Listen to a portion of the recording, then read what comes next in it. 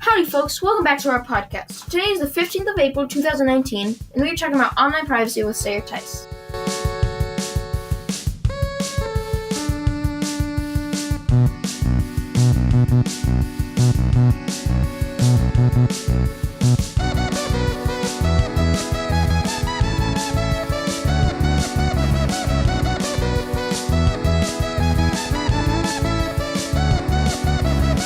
Thank you very much, Darian. I'm proud to be here.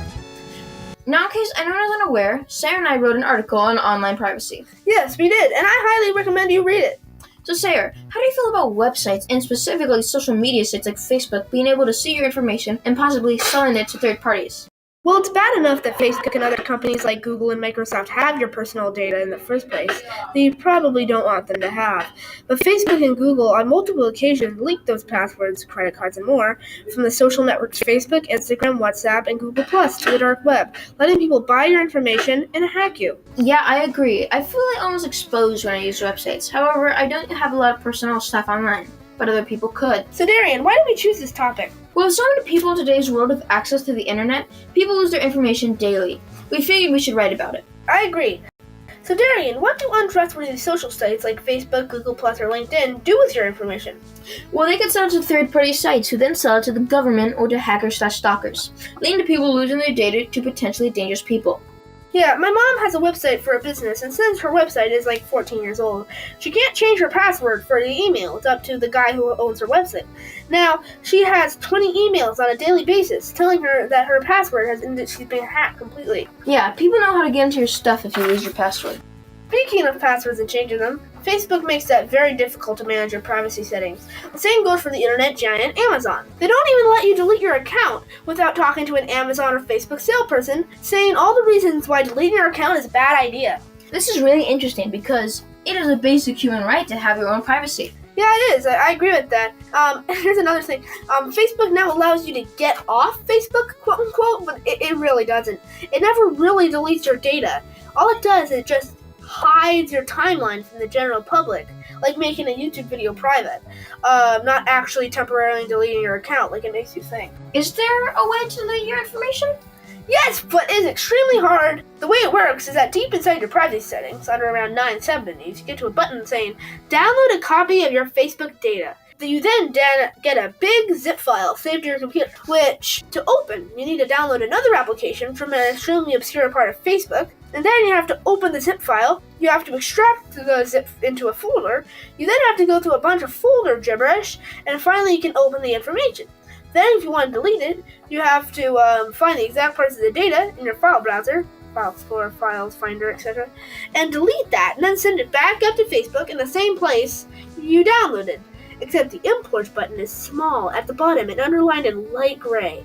It's extremely insane, it's a horrible design, and the interface it's not good for people to use. So you basically have to go through the afterlife and come back just to delete your account and data? And it's on purpose? Yeah, basically it's on purpose. They don't want you to delete your account because that would be like, they would be losing users. Yeah.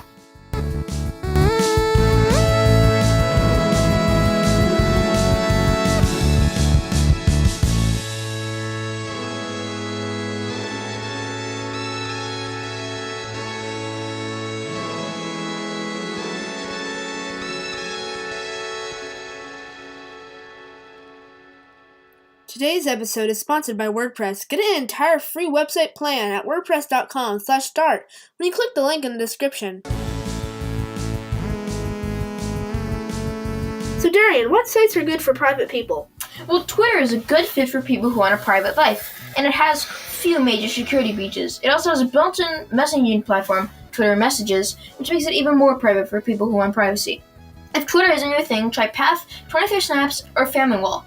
Path is a lot like Facebook, but more private with check-ins and a lot like the old network Foursquare. 23 Snaps and Family Wall are both very similar, both having families that you can be invited to by link, and you can see those family members as sub-pages, except 23 Snaps is more focused on photos, like seeing photos of your family and their different kids and whatever, and Family Wall is more focused on where the family member is, what they're doing. Yeah. Another thing I was thinking about is how many people describe their information as private or personal, Because if information is private to you, you probably don't want that in someone else's hands. Yeah, well, a survey conducted by Mary Madden reports that 12% of people surveyed use the word personal to describe the word privacy, with other words like personal business, personal life, personal stuff, etc.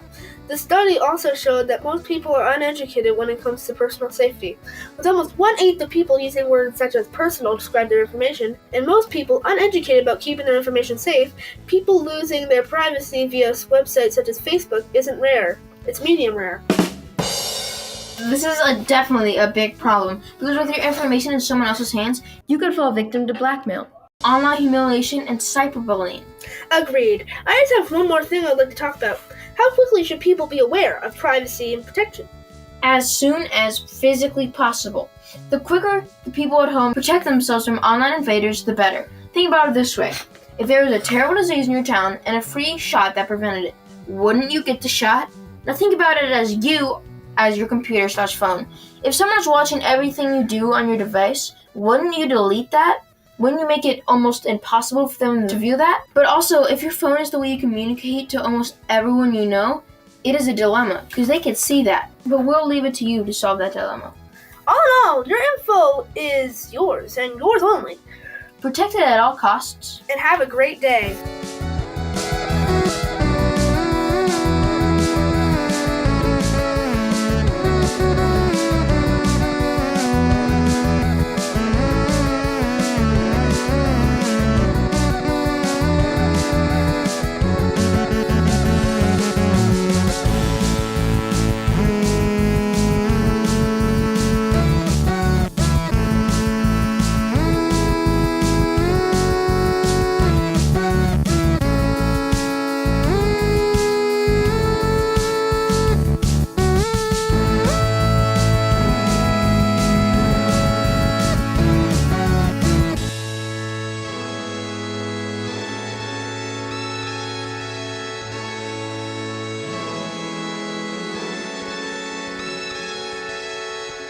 As we said earlier, if you want a stunning website, make it with WordPress.com. Just do it!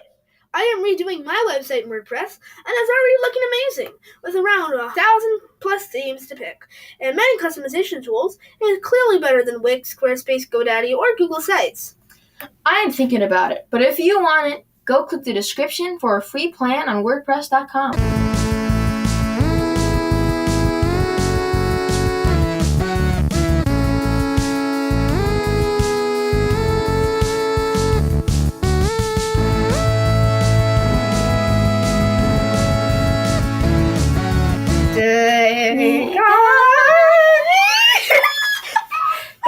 That was bad.